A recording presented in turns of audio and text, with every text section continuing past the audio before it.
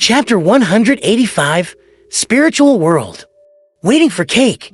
That really wasn't an answer that I was expecting, of course, if I was able to anticipate the answer of a mental patient. Wouldn't that mean that I was almost there myself? The thought flashed through Klein's mind.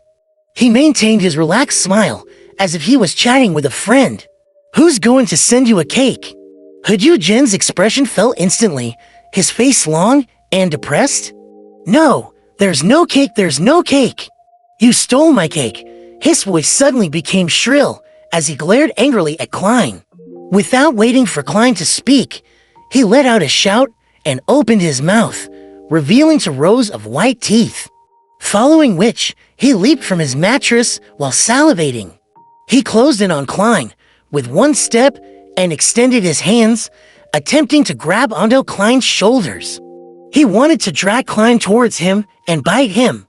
Despite the sudden attack, Klein reacted quickly despite appearing a little flustered. He instantly bent his knee and squatted. At the same time, he tilted his body to the side and raised his left arm. Oof! His hooder slammed into Hudyu Jin's abdomen, causing Hood's eyes to turn white and drool to drip from his mouth. But Hudyu Jin didn't stop moving. He allowed the momentum to carry him down as he opened his arms in an attempt to pull Klein into a bear hug. Klein tilted his body to the side and rolled over. His movements were smooth, as though he had practiced them hundreds of times. He pushed against the ground with his right hand and stood up with a somersault. He decided to go on the offensive and charge forward to restrain his opponent. But at that moment, Hudyu Jin only stood there blankly, his eyes losing focus, becoming vacant and lost. Klein froze for a moment. He turned his head towards the corner of the room, only to see Dunn Smith, wearing a black windbreaker and matching hat, with his hands clasped tightly together and looking down. The captain has dragged Hudyu Jin into a dream upon realizing this. He stopped his subsequent attack and took the opportunity to take out the silver ritual dagger that couldn't harm anyone. He used it to create a wall of spirituality, which sealed the ward. Klein then took out 3 candles infused with mint and placed them on the window in a triangular formation. One candle signified the Evernight goddess, another the mother of the secrets, and the last represented himself. Soon after, he set up a simple altar and used his spirituality to ignite the candles. Just as he was about to warn the captain, Dunn raised his head and smiled. Hudyu Jin's dreams are a sea of chaos. There's no way to guide it. Just as he finished his sentence, a luster returned to Hudyu Jin's eyes. It was no longer vacant. Then, the insane psychiatrist moved his waist, letting out a comfortable yawn. Klein was momentarily at a loss, so he remained quiet. He picked up a metal bottle containing the amantha extract. He dripped the transparent liquid extracted from the night vanilla, slumber flower, and chamomile into the flames of the candle representing himself, allowing the serene aroma to spread around the room. Hudyu Jin's nervousness, anger, and relief completely vanished. He languidly sat down again on the edge of his bed and looked out at the crimson moon outside the window in a daze. His eyes once again lost their focus as peace was restored. Klein also felt the peace that came with the night. He set the amantha extract down and sat beside Hudyu Jin. He wanted to find something to break down Hood's last line of defense. Only with the removal of the last line of defense could he use the Eye of the Spirit, medication to make Hudyu Jin's soul slip into a turbid state. After all, I'm not a professional spirit medium. He had already thought of an idea before coming. He fished out a set of tarot cards from his pocket. This set of cards only had the 22 major arcana, so it was easy to carry around. It was a weapon that Klein had successfully applied for. Each of the cards was lined with metal threads made from pure silver. Each of them was able to kill undead beings. Their patterns were complicated and gorgeous, making Klein feel like they were a collector's item and not used against enemies. Klein cut the deck with one hand and smiled at Hudyu Jin. Let's play some card games. Cards? Jen retracted his gaze from outside the window as he repeated the term in a daze. Klein didn't answer, placing the deck of tarot cards into Hood's palm with a sincerity that could not be rejected. Jen mimicked Klein's actions, trying his hardest to cut the deck with one hand to some success.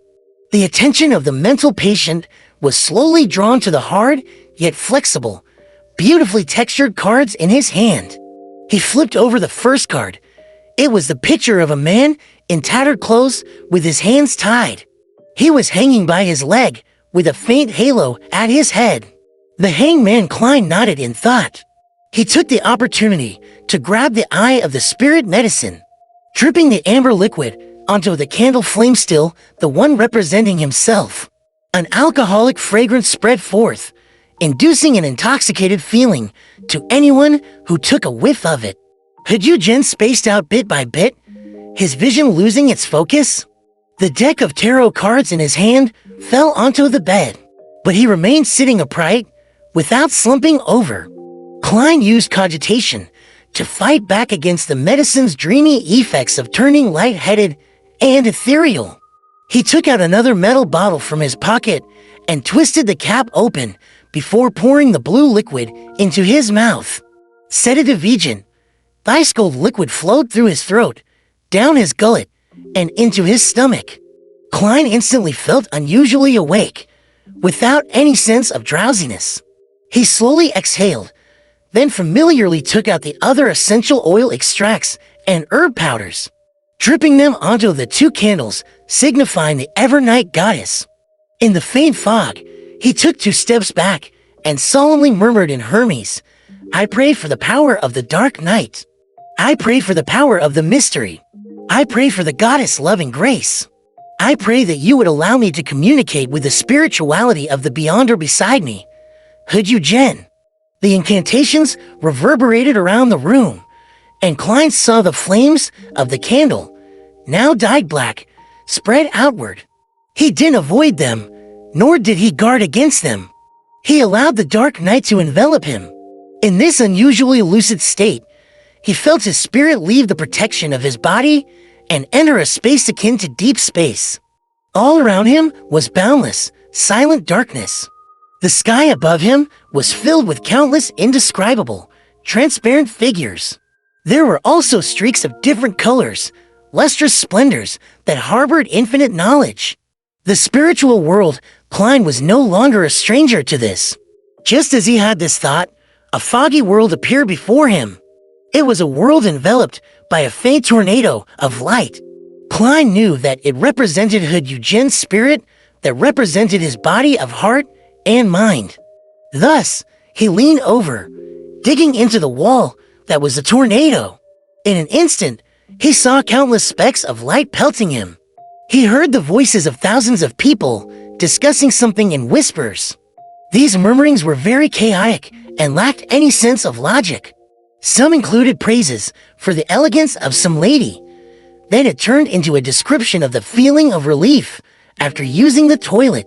Some started as a weep, then turned into frenzied joy. The insane thoughts latched on and gnawed at Klein's spirit in a bid to assimilate him. But Klein maintained his lucidity and rationality, quickly flying towards Eugen's spiritual world. This is like a pleasant concert compared to the horrifying murmurings and howls I hear when entering the world above the gray fog. Klein smiled secretly and made his way through the tornado. He saw a groggy, translucent Eugen. This sequence 7 psychiatrist maintained the same state as he was in the outside world. He looked over with a dazed expression. Klein stopped before him and asked softly, "Do you know Lanovis?" Eugen replied blankly, "Yes." The light around them underwent a transformation, as if Eugen was revealing his spiritual sea. Quickly, the intertwining light revealed a bespectacled, average-looking man who wore a sarcastic smile. It was the same Lanovis whom Klein had seen in the arrest warrants. Klein nodded in satisfaction and collected himself. He asked a guided question. "Why did Lanovis look for you?" He said. Eugen's voice slowly turned soft. Suddenly, he changed into a more charismatic voice and laughed a little maniacally. Hujujin, this is the worst era, but also the best era. As long as you seize the opportunity, we can become the rulers of this world. We can become true immortals.